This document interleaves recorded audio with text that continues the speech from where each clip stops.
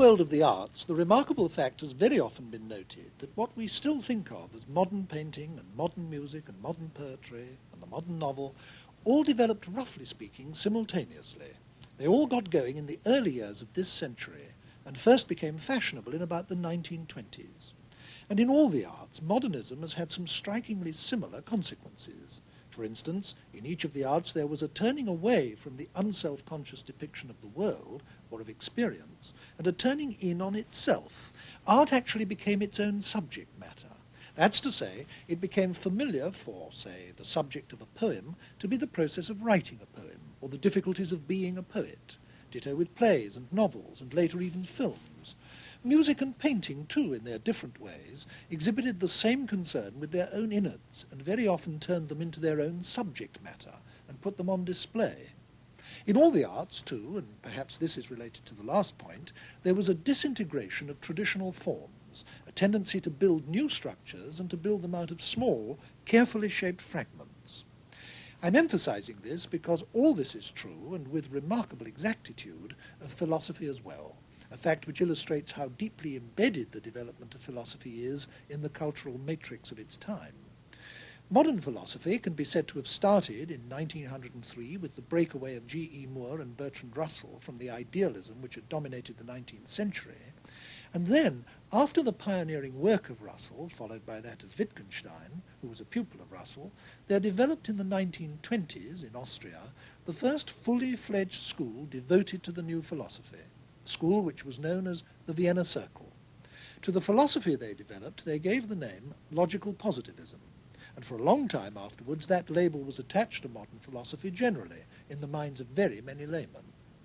The person who introduced logical positivism into England was A.J. Ayer, and his is the name that has been chiefly associated with it ever since in this country.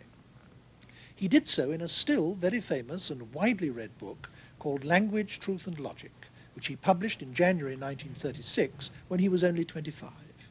It's very much a young man's book, explosively written, and it's still the best short guide to the central doctrines of logical positivism. The aggressiveness of that book was typical of the movement as a whole. They self-consciously organized themselves like a political party, with regular meetings and publications and international congresses, and they propagated their doctrines with missionary zeal.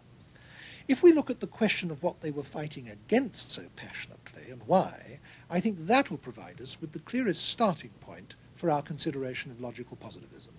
And then we'll be in a better position to go on and examine their own doctrines.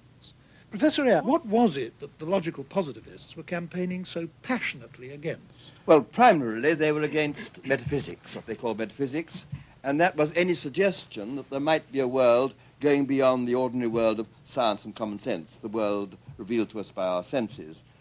Already Kant, at the end of the 18th century, had said it was impossible to have any knowledge of anything that wasn't within the realm of possible sense experience, but these Viennese people went further. They said that any statement that wasn't either a formal statement, like a statement of logic or mathematics, or one that was empirically testable, was simply nonsensical. And so they cut away, therefore, all metaphysics in that sense. And this had some further implications. It was, for example, obviously a condemnation of any theology, any notion of there being a transcendent God.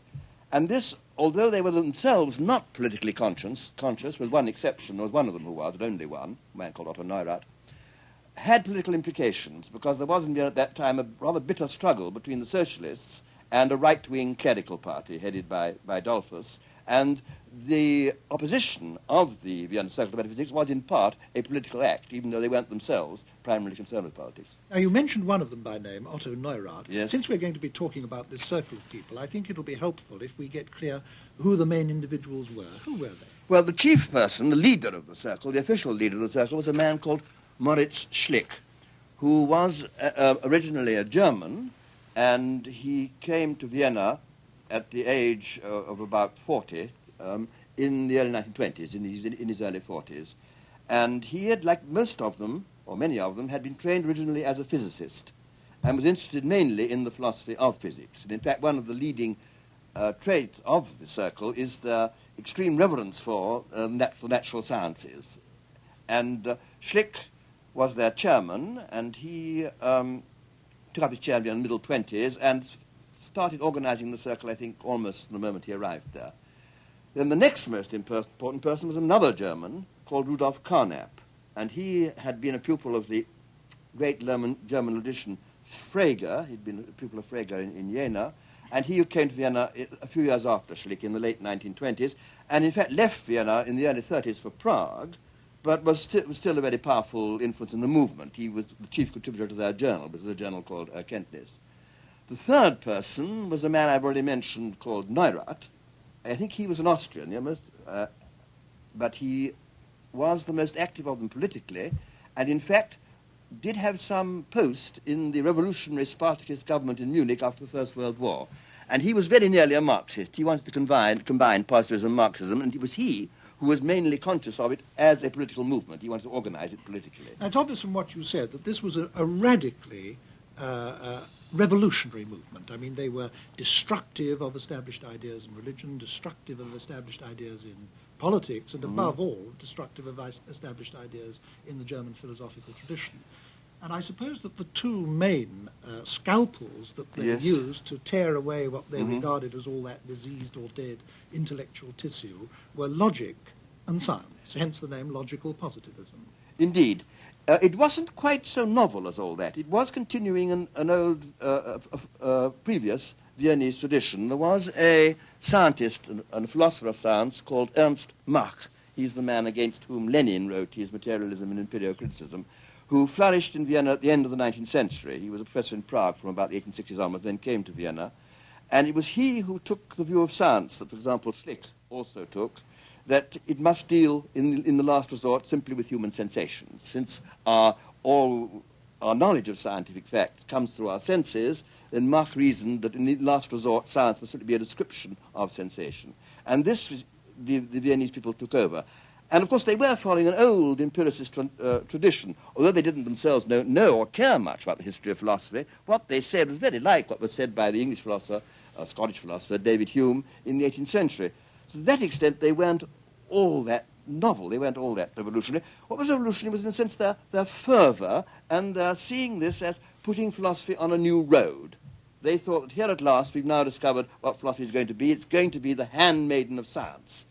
It wasn't so much that they used science in their philosophy as that they thought that the whole field of knowledge was taken up by science. I mean, science describes the world. The only world there is this world, the world of things around us and so on, and this is what science describes. And there isn't any other domain for philosophy to occupy itself with. Therefore, what can it do? All it can do is analyze and criticize the theories, the concepts of science. This is how science came in.